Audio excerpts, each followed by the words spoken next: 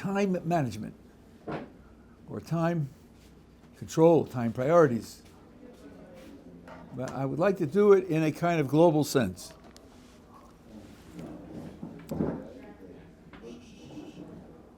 We talk about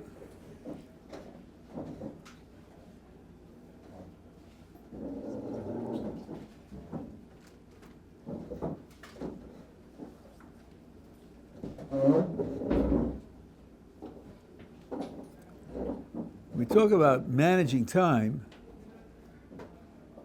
We usually have in mind that there are various things that we want to accomplish and various things that we want to do, even if they don't accomplish anything. And it's a question of dividing up time to be able to accommodate as much as possible. Now, the large picture of things, one could ask, what role should religion play in the management of my time? I think it's very, very widespread, very common for people to think that even for those who want religion to be in their lives, religion will be a part of their lives, along with lots of other parts. And then you'll have to make the decision. How much time, what times, how many resources, how much attention should you give to religion, and how much time and resources and attention to the other aspects of your life. If you receive the message that with respect to Torah living is 24/7, 365, you might find that a little challenging. What? Torah takes over the whole of your life? There's nothing else left over? There's nothing but Torah? A one-dimensional life?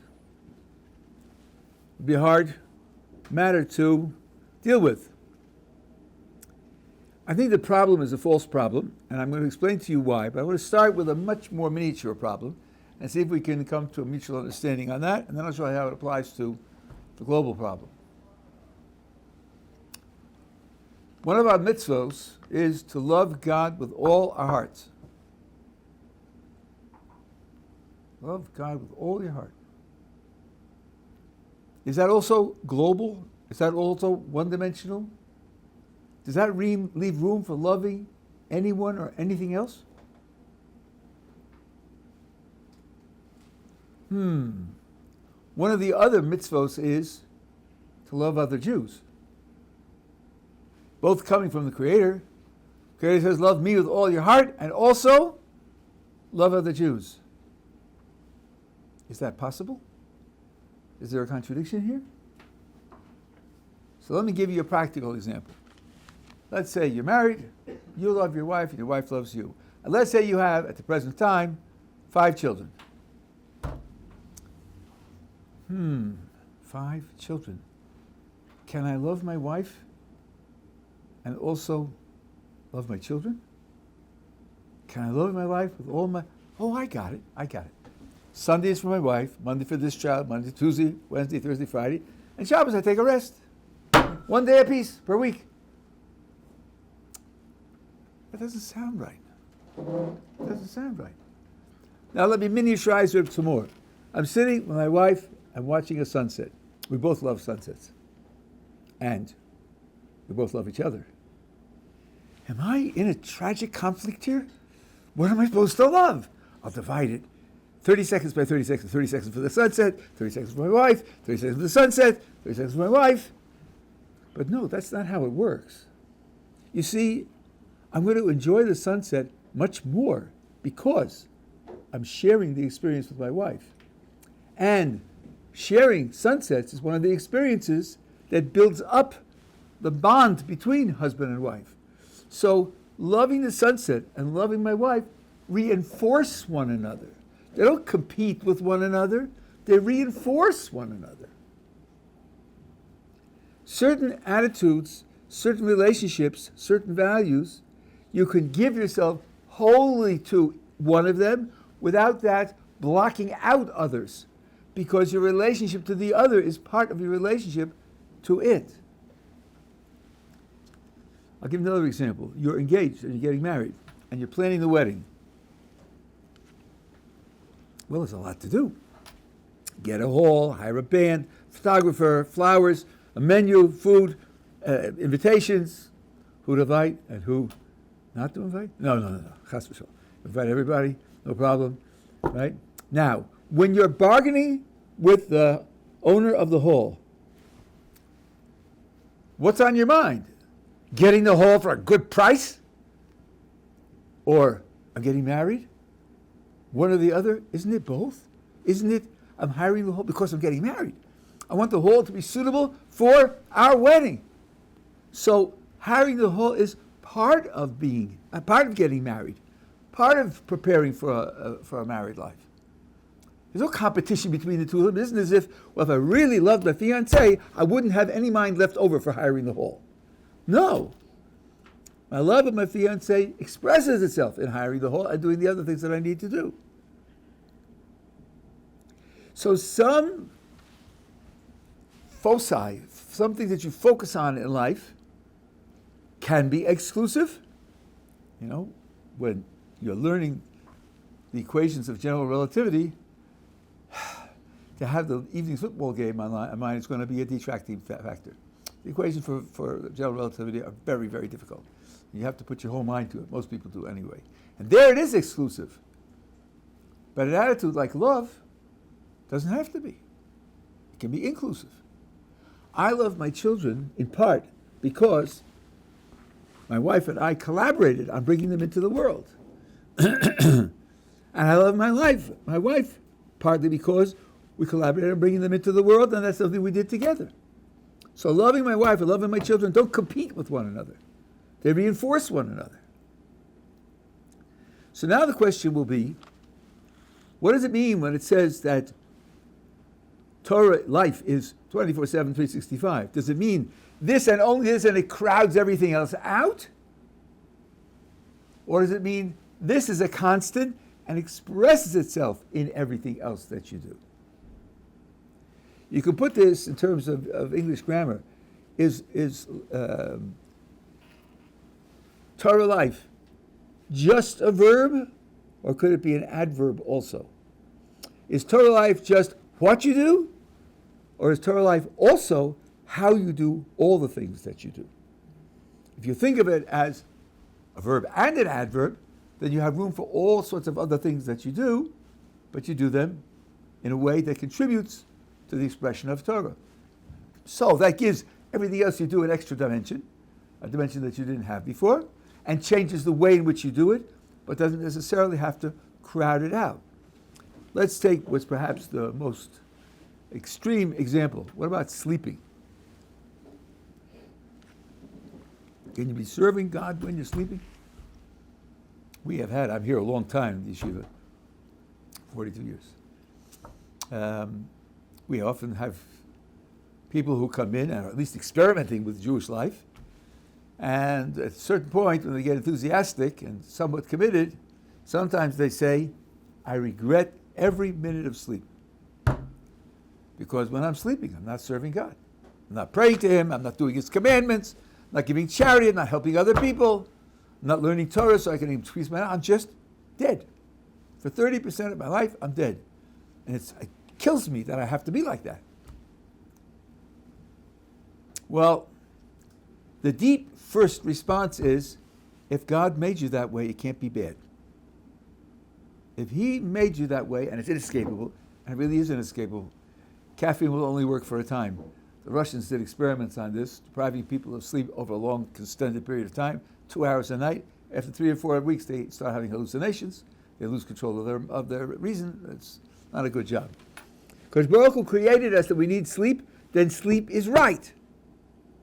So number one, I shouldn't regret it. But more than that, I should think, how can I use sleep to serve HaKadosh Baruch Hu so that my sleeping is done for the purpose of serving Him? Well, I guess it depends how much sleep I get, and how much I need, and when I take my sleep vis-a-vis the things that I have to do. Does it matter whether I sleep, let's say, 7 hours from 10 p.m. to 5 a.m., or 12 midnight till 7 a.m.? Does it matter which 7 hours it is? It might. Maybe some of my service of God is to pray early in the morning. It is true that the best prayer is prayer that's where the silent prayer is started at sunrise. By the way, in terms of Jewish legal priorities, that's more important than praying with a minyan. It's more important than praying with a minyan. Very, very important. So, well, what difference does it make? 10 to 5? 12 to 7? Yeah, but 12 to 7, you'll miss that prayer. So, if every else is equal, there might be other things that have to come into consideration, then it would be better to sleep from 10 to 5 rather than 12 to 7. So you can even gerrymander your sleep so as to be able to service your further relationship with God, and then that too becomes part of your service of God. How about rest and recreation? Is there any room for rest and recreation? Well, for most people, maybe there are exceptions, but for most people, with no rest and recreation, you suffer a kind of character damage. Maimonides writes about this, as do others. Without rest and recreation, you become impatient, you become irritable, short-tempered. You lose your enthusiasm for doing what the Torah wants from you. And the Torah doesn't want only maximum quantity of divine service, it wants quality of divine service also. And if a person is doing a mitzvah and he feels, boy, this is stressful, I don't know how much I can take, but I have to, because the Creator wants it. Well, the Creator wants you also to be healthy. He also wants you to be full of energy. And that being the case, rest and recreation, or regular exercise, which I do, is something which is part of your service of God. These things aren't driven out of your life by the 24/7, 365 commitment to Torah living. They're part of Torah living. But of course, that means it's done as part of Torah living. So, for example, let's say a person enjoys and gets benefit from doubles tennis. I say, okay, I've got 3 hours a week scheduled of doubles tennis. It's a great physical workout and coordination, and of course it's coordination with another person. And he and his partner are good at it, and they win a lot of matches.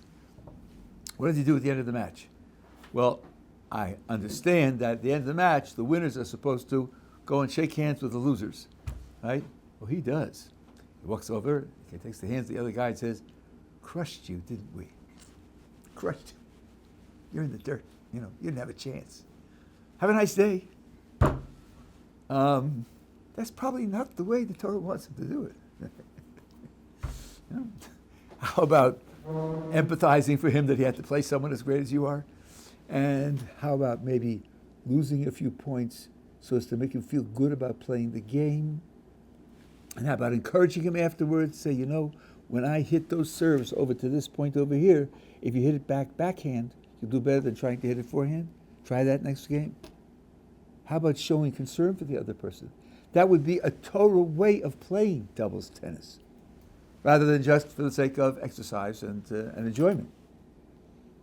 So there's the adverb, the Torah adverb, coming into the aspect of rest and recreation.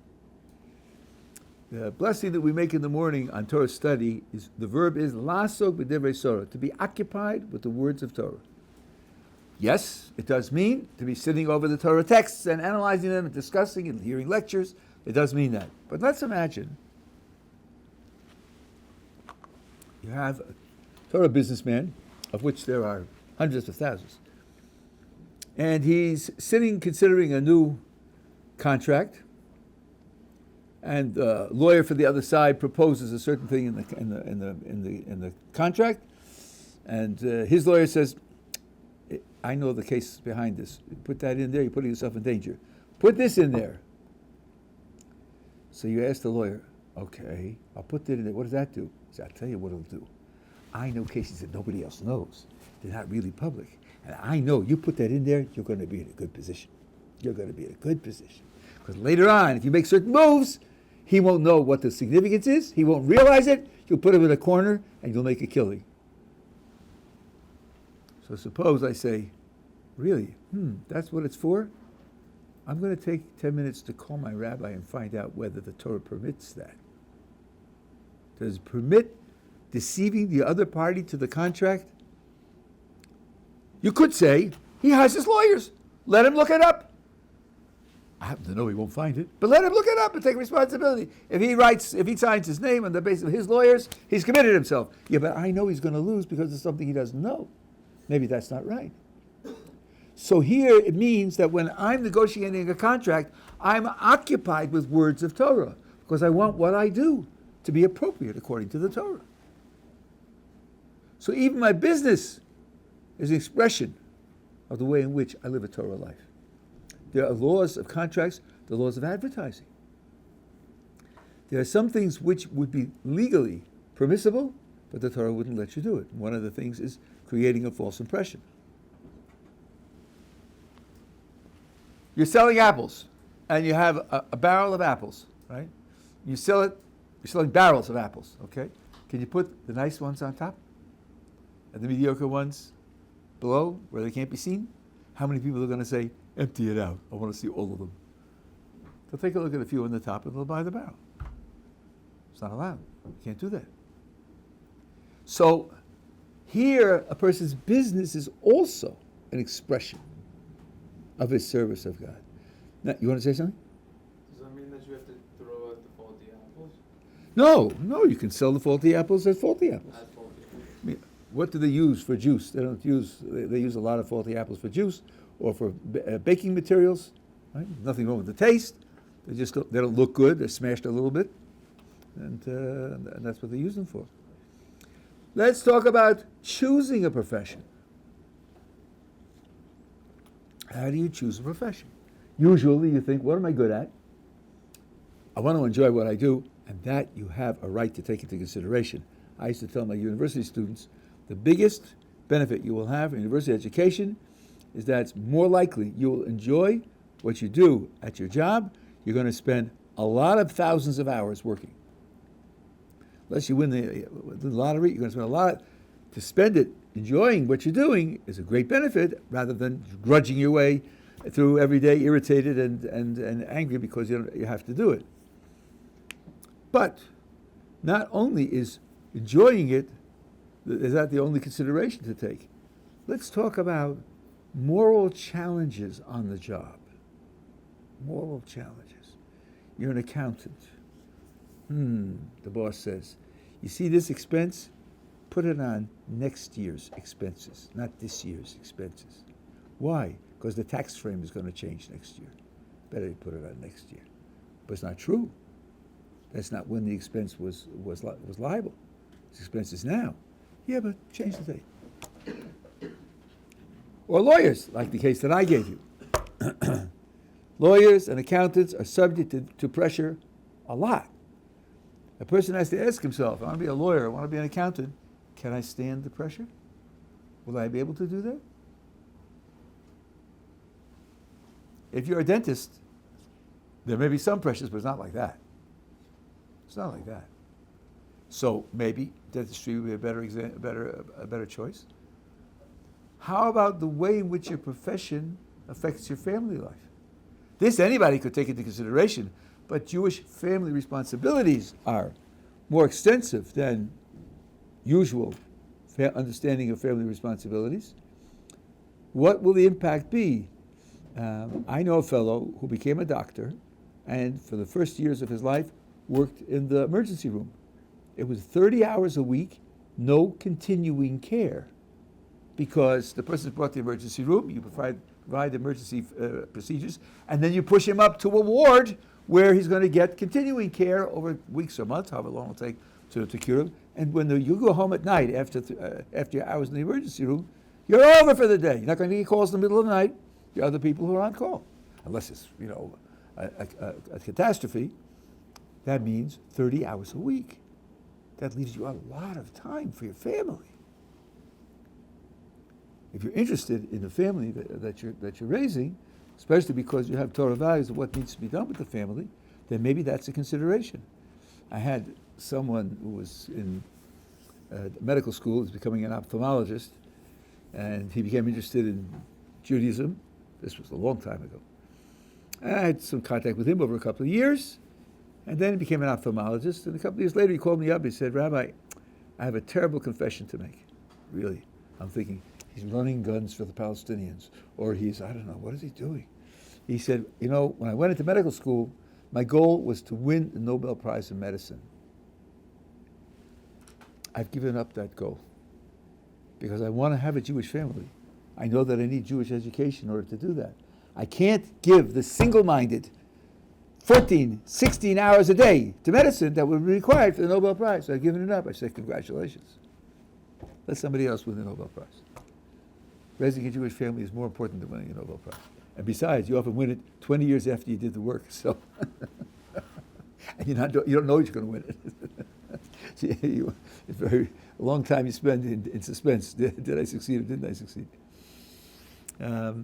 So there too, the idea of his Jewish commitment plays an important role in what kind of job he picks. Also, this applies to where you live.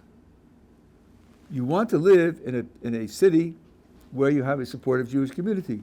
Well, supportive means different things to different people. And especially when you get married, it may mean different things to you and to your wife. And that has to be taken into account. You have to work on accommodating as best you can the needs that you both have. Many people who become Ba'al Tshuva, whose Jewish education is weak, and who can't zip off the davening, like a machine gun. When my oldest son was growing up, he was like 9 years old, and he came to Ashrei in the davening, and he zipped it off in about 25 seconds. I said, "You can't say it that fast. It's not possible." He said, "Sure, watch." And he did it. Okay, I'm never going to be like that. I've been in for a long time. I'm never going to be like that. Well, you might want to be in a city where there's at least one synagogue that prays at a speed that you can feel comfortable. That's an important consideration. You're going to be there a lot of hours of the week. To be there and feel out of place, to be there and feel inferior, to be there and feel on edge and irritated by the fact that you can't keep up, means you're going to spend a lot of time in your Jewish practice feeling irritated and on edge. That's not good for your Jewish practice. So choosing this place where you want to be is a matter of also of finding a way of implementing Torah into your profession and also your home life. We talk here about living in the land of Israel. It's a very important value, but it has exceptions. The three official exceptions are earning a living, getting married, and learning Torah. You may find that the person you fall in love with and want to marry doesn't want to live here. And that's a reasonable consideration not to live here. I'm oversimplifying. These things have 24 different nuances, but I'm just pointing out the idea. Making a living. How much is a living? How much do you have to have? Well, I can earn enough for bread and water and electricity on alternate days. That's my living. No, you don't have to do that. You don't have to do that. You have a right to feel comfortable. I remember my first trip here was in '64. That's, when there were dinosaurs here. There was almost no air conditioning. No air conditioning. It gets hotter in the summer. Yeah, okay. A person who says, I can't be comfortable. I can't take it. I can't live a normal life emotionally. I'm going to be torn to rags, and I'm going to live without exercise. And that could be true. And then he has every justification in saying, I'm not coming because there's no air conditioning. I'll tell you what used to bother me. It's much better now than it used to be.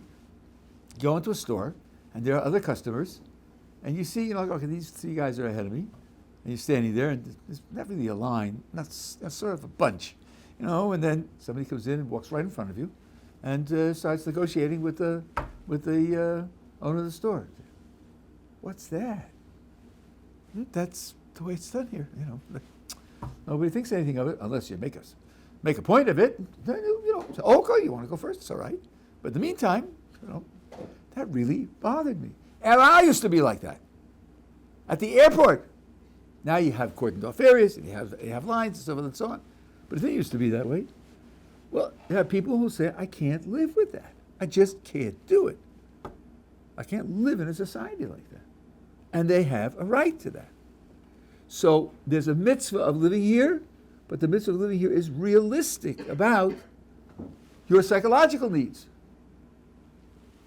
And the same thing is true with learning Torah.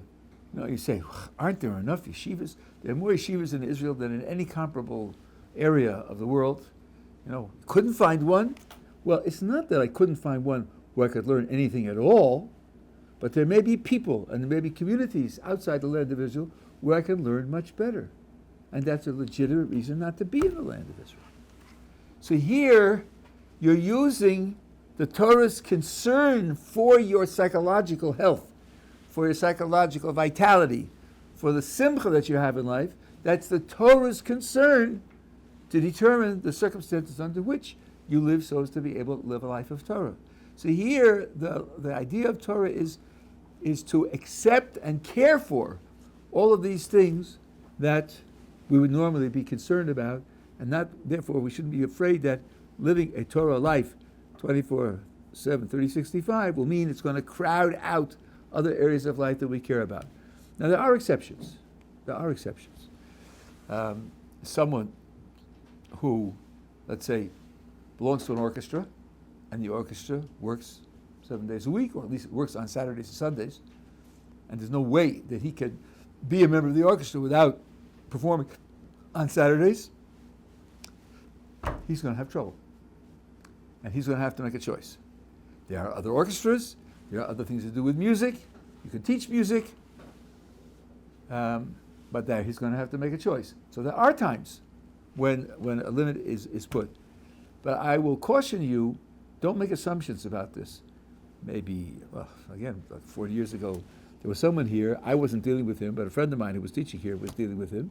And he was in this, my friend's shiur, for about 3 months. He was, I guess, a guy in his 40s.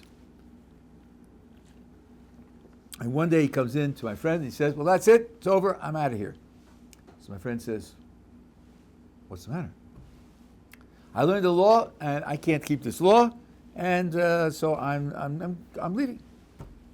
Well, my friend said, tell me, what law did you learn? He said, I learned that you can't listen to a woman singing, so I'm out of here. My friend said, because you can't listen to a woman singing, therefore you're going to give up the whole of Torah? He said, well, Rabbi, I didn't tell you, but my profession is I'm an opera critic. That's what I do for a living.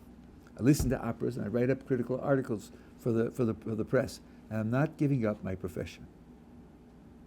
Oh, my friend said, well, maybe we could go to a rabbi and talk about it. No, he said, no halfway measures, no compromises, don't lie to me. It's either the whole thing, the real thing, or it's nothing, and I'm not giving up my profession. Well, he finally convinced him to go with him to a rabbi. He went to one of the greatest rabbis in the world at that time and even later, and he explained the problem to the rabbi, and the rabbi said to my friend, I wasn't there, so I remember the exact vocabulary was something like, dope! Ignoramus, what's the matter with you? At which point my friend wanted to die. What's the matter? What's the matter?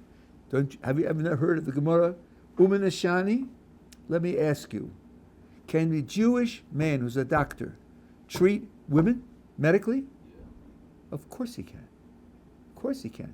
That's much worse than listening to them sing, isn't it? What's the answer? The answer is he's practicing his profession. When he's practicing his profession, it's okay. What's this guy doing listening to the opera? Tomorrow's column. Praise or pan? Long or short? Shall I concentrate on soprano or on the drums? That's what he's thinking about. He's writing tomorrow's column. So this fellow assumed when he heard the law, you can't hear women singing, that his profession was out. It was a mistake. So one mustn't make rash judgments about what is out, but one must be prepared that sometimes things will either have to be modified or to be in some cases replaced. Here's another example that I know about, which also had a somewhat surprising ending. A fellow was going into medical school, and he had to do a residency, and he had two possibilities. In one residency, he would be allowed to have Shabbos off. They just wouldn't call him on Saturdays. In the other one, there was no way to do that. They would allow him to make the Shabbos accommodations, don't write things down, put a paperclip next to the number, things like that. But there was no release for Shabbos, but the second program was medically superior. So he asked Rabbi Yaakov Kamenetsky, Zechazar the Bracha, what to do, which one to take. And he told him, take the second one. Because, as a doctor, you're going to make decisions which will affect people's health. You may even make life and death decisions. You want to have the best training that you can have. If I had been asked that question, I wouldn't have known how to answer. But here you see that part of serving God, part of expressing the Torah in the world is doing the best medical job that you can do. And the Torah accommodates that. So that's the idea that a Torah is always online, is always being definitive, but doesn't thereby wipe out things that you do, except in extreme cases where some things which are simply not permissible. Are we together so far? So that means that when you have a decision to make, it's always not only appropriate, but I would say any significant decision, it's necessary to consult with a rabbi. Now, I'm trying to choose my words carefully. To consult with a rabbi doesn't mean to consult only with a rabbi. You may need to consult with other people, in particular other experts, to get the facts of the case, which you submit then to the rabbi, and he can make a determination what the Torah wants in that case. So you'll need to rely on both. And here's the classical example. I happen to be a type 1 diabetic, and the question comes up, what about Yom Kippur? Shall I fast or shall I not fast?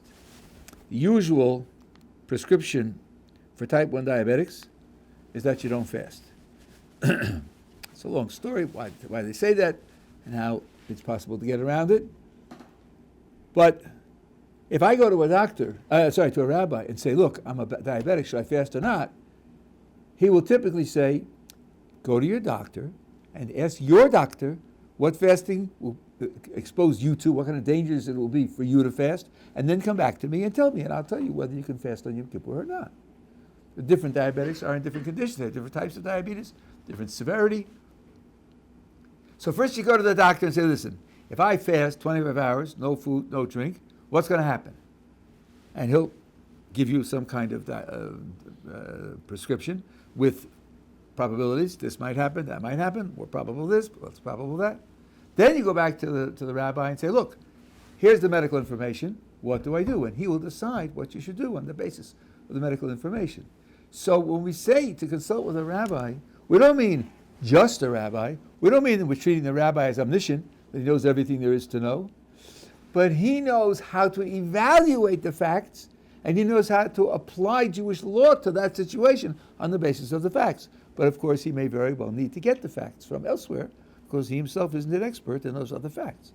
The Talmud says, if you are told that there's wisdom among the non-Jews of the world, believe it. If you are told that there is Torah among the non-Jews of the world, don't believe it. The Maharal says, the understanding of the natural world is part of the wisdom that God put into the world. And it is a mitzvah and a chiyuv to know it. And he brings his proof, one of his many proofs, from the blessing we make when we see a scholar. If you see a person who's a world expert in chemistry, or in Chinese history, or whatever it is, it's a blessing you make. A non-Jew. Bless it. You can bless Hashem, who gave from his wisdom to flesh and blood. If you see a scholar, a Jew who's a scholar of Torah, the vocabulary is a little different. He apportioned of his wisdom to those who fear him. So the vocabulary is different. But, says the Maharal, in both cases it says Chachmaso, his wisdom. That means the chemist has God's wisdom. It's inconceivable, says the Maharal, that this wisdom should be described as God's wisdom and to have it something that you're not allowed to learn, that it's bad to learn, that it's inappropriate to learn. Of course, you have to set priorities. Of course, you have to know where to spend the most of your time and a minimum of your time. But here, since much of the expertise in these areas comes from non-Jews, when you're going to use this information, you're going to take it from non-Jews, and you're going to then apply it to the Torah. We have certain laws that depend upon astronomical calculations. The new moon is a very tricky business. It's not regular. When you read about the period of the moon, some months are longer, some months are shorter. Each month is different. When you talk about the new moon, we talk about the mean moon. In other words, it's the mean time between the longest and shortest, but not the actual time that the moon actually passes in front of the sun and then it comes out on the other side. It's a very complicated calculation. Maimonides goes through it in detail, and he says, we have this calculation. We had a calculation from Moses, prophecy, which was used during the period of the prophets, but afterwards, because of exile, we lost it. And we now use Greek astronomy. So we are using Greek astronomy to calculate our use of these facts in order to set the calendar in certain ways.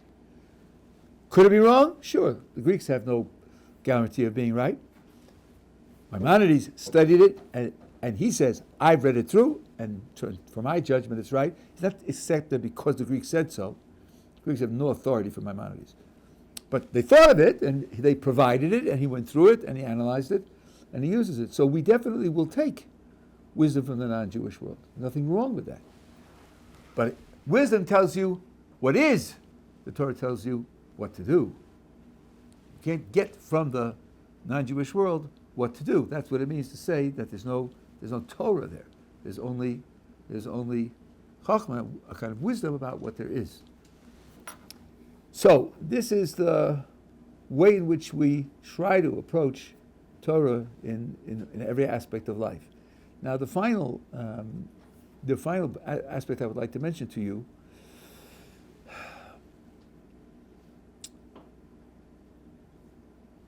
when you think about what's right and what's wrong, what's good and what's evil, particularly when you think about actions, what to do, what's right to do, what's wrong to do. I think today's world is focused on what will be the consequences of what I do. What will happen? It will benefit certain people, hurt certain people. I have responsibilities. Will I be living up to my responsibilities and not living up to my responsibilities? All of that is important. But there's another dimension which I think gets very little attention. When I was teaching university, it was even worse, but even now I think it gets very little attention.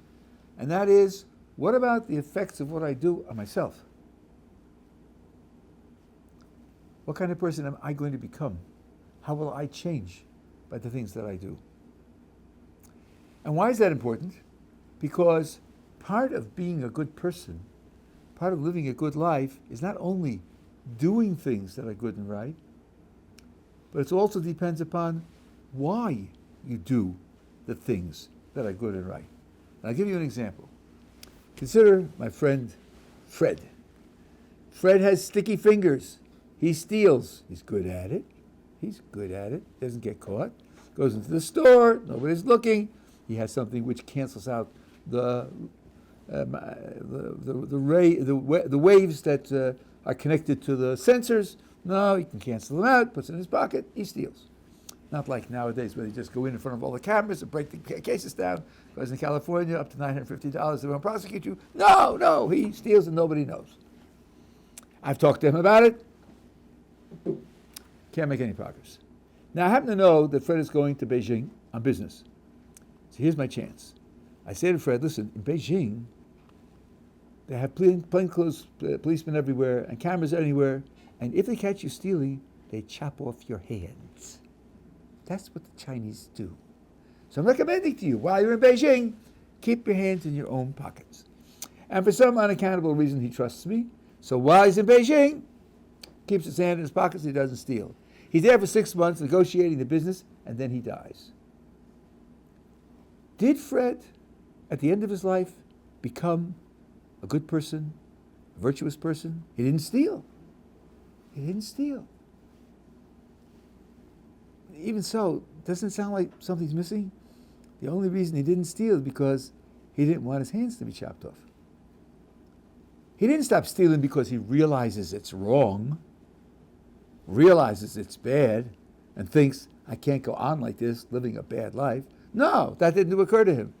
He's just as selfish as he was before when he was stealing. It only serves his selfish motivations now to not steal. That's not all there is to being a good person. That's not all there is to leading a good life. Ideally, you want a person to do what's right because it's right, not because he's afraid of getting caught.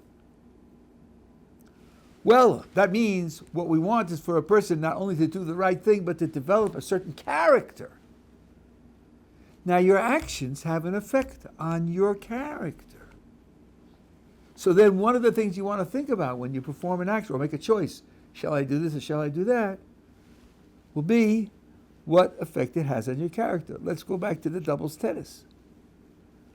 Let's say this guy's not up at present to walking over and saying you played a good game and offering him some advice on the shots for the next game and losing a few points. He's not up to that. When he plays, he wins. Period. But now, this Sunday afternoon, he has a choice. He can go play doubles tennis or go mountain climbing. Maybe he should say to himself, mountain climbing would be better because when I play doubles tennis, I reinforce this vicious side of my character, and that's not really good. It's not good for me. It's not good for who I want to be. It's not good for who I want to become. So in the meantime, until I get a grip of myself, maybe I shouldn't play doubles tennis. Looking at the effect of what you do on who you are is also an aspect of what you become. And once you take responsibility for that, then expressing Torah service in your life becomes much more comprehensive.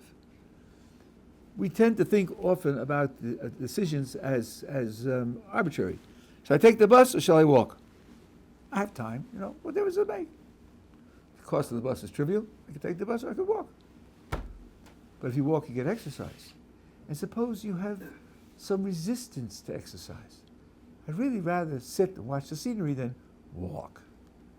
Well, maybe it's a good idea to push uphill. Maybe because it's difficult, it's an idea that you should do it in order to overcome that resistance and that difficulty. William James, who was one of America's greatest psychologists and one of the greatest philosophers. First he wrote a famous book on psychology, and then he became a philosopher. He was at Harvard. Wrote an essay on habit. And one of the things he writes in that essay is that every day I try to do something that's irritating. And he didn't mean irritating to other people. He meant irritating to himself. And he said because the ability to do something that irritates you is like a muscle. And if you don't exercise it, it'll get flabby. And then when there's something that requires being done and it's irritating, you won't be able to do it because you don't have the ability to overcome your own distaste for irritation. And that was what we call in Jewish context Musar. Here was a non-Jew who was as a psychologist, was saying you can apply this as a matter of gauging yourself and creating in yourself a better character with which you can serve HaKadosh Baruch Hu better. Rabbi Schiller, he should be well. He one of the founders of Ohr Somayach. He was very, very interested in baseball, and he said you can learn a similar thing from a very famous baseball player. You can look him up, Ted Williams. One year he was doing so well. At the beginning of the year, he was batting around 400. So some journalist said to him, "Listen, you're hitting so well. You're really, but I've noticed that you only swing at balls that are over the plate. You could easily hit balls that are an inch or two off the plate, and you get more hits. Sometimes they walk you because they're off the plate. Why don't you swing at those? He said, I'll tell you why. You're right. If it's an inch or two off the plate, I could hit it, and I'd be able to get a hit. But if I start swinging at ones that are 1 or 2 inches off, then it'll be 3 inches, and then it'll be 4 inches, and then my average will go down. Slippery slope. Said Rav Nata, that's also applicable to Torah practice. So you say, look, I do it this way. I check the law. The law says, yeah, you can cut this corner, and you can speed that up, and you can do it a little bit, with something else, and it costs you less. And the attitude is, at least in some things, yeah, I could do that. The law does allow it. But if I do that, then I'm going to get an attitude of laxity, looking for escape hatches, looking for places where I can find an acceptable loophole, and that will lead me ultimately to doing things which the Torah doesn't allow. So I'm going to build a fence for myself, as it says in Pirkei Avos, ethics of the fathers, build a fence, restricting myself even things that are permissible, so that I don't come to the point of stepping over the real fence and doing something that's prohibited. So these are all psychological strategies for improving the Torah service that you have. So this is another example of how Torah applies to everything, and you can make everything that you do, an expression of that kind of Torah attitude. There are certain attitudes that are very important to reinforce. Victor Miller, who in the mid-20th century was one of the very important rabbis of America, lived in New York, spoke about gratitude. Gratitude to God. He recommended that a person should keep a diary and write down each day 3 things in the 18 hours that you're awake, 3 things that you're grateful for that HaKadosh Baruch Hu did for you. That's all. 3 things a day. Write it down in 5 words. Doesn't have to be a big, long essay. Shouldn't be too big a burden to do that. And after a week, for Saturdays, it's Saturday night. After a week, go back and look at it and think, wow, there were 21 things last week that happened to me that were good. Sometimes the good things that happen go by and you don't take note of them, and you don't add them up, and you don't think, where am I? What's my life like? How much of it is good? How much of it is just tolerable? How much of it is irritating and I suffer through it? Keeping a diary of things that are good can increase your sense of gratitude. People who have a sense of gratitude are happy people. People who don't have a sense of gratitude aren't happy people. I'm not talking now about lying or exaggerating. Here is the famous analogy of the glass of water. One person says, my glass of water is half full. The other person says, my glass of water is half empty. Who's right? They've got to both be right. Because if it's half full, it's half empty, isn't it? It's the same thing. But this one looks at the half full part, and this one looks at the half empty part. That can have colossal consequences for your quality of life and your relationship with God. You may read in a history book about something called a postcard. A postcard was a little piece of cardboard, and on one side there was a picture, and the other side was divided in half. One was for a certain message, and the other was for the address, and it went in the mail, and it cost next to nothing, and it got there 6 months later, and that's how people communicated, casually, right? Where did the picture come from? So at the bottom of the picture, in minuscule letters, it would say sometimes, painted by so-and-so, quadriplegic, with his toes. It means he had an accident which left him without the use of his arms and legs. What did he do? Well, he said, I still have my toes, don't I? What can I do with my toes? Other people say, no running, no jumping, no dancing, no hand holding my grandchildren. My life is over. And they die of despair. They're both right. No running, no jumping, no holding my grandchildren, and my toes work. They're both right. The one who focuses on what he doesn't have ends up in despair and dies. The one who focuses on what he does have has a life. I also saw another article about a guy who used his toes he became a weather forecaster. He looked at the satellite images, and then he typed out the forecast, and that's what he did. Well, if you live a life of gratitude, then your attitude towards God and towards other people becomes a different attitude. And again, I'm not talking about lying. I'm talking about paying attention to what's there rather than letting it escape your notice. Here's a way of undertaking a practice which isn't terribly demanding and can have effect on your character, which is good for you psychologically and very good for your ability to serve HaKadosh Baruch Hu in the way he wants to be served and to interact with people in the way that he wants to interact with people. So this is an example of how the Torah embraces all of that. Did you want to ask something? What did I miss? I was going to answer your question. Whether the glass half full or glass empty. Yeah. It's actually completely full. It's not full of water, not full of air. Right. But they were thinking of drinking it. Right? Air is plentiful without glass. Yeah, you're right. I mean, it's half full of water, half full. It's an incomplete statement. It means half full of water and half empty of water. It's like when people say that you're moving, right? You really should say moving with respect to what, because motion is relative. But usually we sort of know what he means. It doesn't mean the earth is moving around the sun and I'm sitting on the earth, so I'm moving when he's sitting there rock still. He means moving with respect to the floor, moving with respect to the chair. Right? We understand it that way. Yeah. It has something to do with at the beginning of the short shir. Should I ask it later? Or? No, ask it now because we're coming to the end. You said in the beginning that we don't accomplish anything. Would you say that setting certain objectives to achieve a goal is not accomplishing something? Wait a second. Did I say we don't?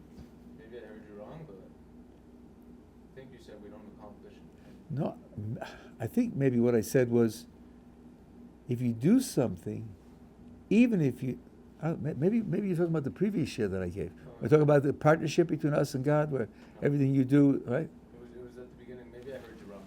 Maybe you heard me wrong. I didn't say that in this year. I'm talking about. But I think your point is absolutely right. Even when you try and fail to accomplish something, you've done something. You've made the effort. That's not nothing. That's very different from someone who says, "Oh, I'll never manage," and doesn't even try. What was there? Was a beautiful saying about that. That I forget how it goes, but of course the effort. So maybe I heard you incorrectly. What's that? Yeah, but he says no. He says it was this year. So it was something you just glanced over in the beginning. I don't remember what I said in the beginning. You're absolutely right. Making an effort. I mean, when something needs to be done, and you try and you fail, I think you have a right to. You're justified in saying, "At least I tried." People do say that, and they're right to say it. That means I cared. I was willing to make the effort and the investment. That's speaking. If you think about it, there's an illustration of the last point I made. What you're saying is, I'm happy with my character. My character was one of caring and willing to invest, even though the outcome wasn't the outcome, and that's something which should be encouraged. Yeah. Is there a way to understand? So, a lot of people say, I never gave up on this certain thing that ended up being successful, which is great for them. And some people say, or I guess I would assume it happens that they don't give up on something and it never ends up working. Is there a way to understand that God is maybe giving you a sign that this isn't sort of path you should It's a go on? very, very important question, and I don't think there's any general answer to it. I think it's too nuanced. It depends too much on the details of the particular case. I can't give you. Very little I can say that would be useful about that. But let me point out that often when you try something and fail, you've already succeeded in increasing knowledge that this particular strategy fails, and that may help someone else's success.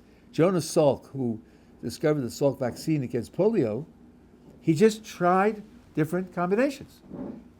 if I remember the number correctly, it was something like 600 different combinations until he found the vaccine that worked.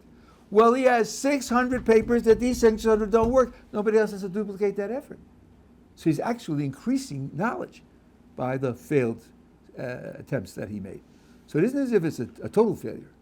It plays a role.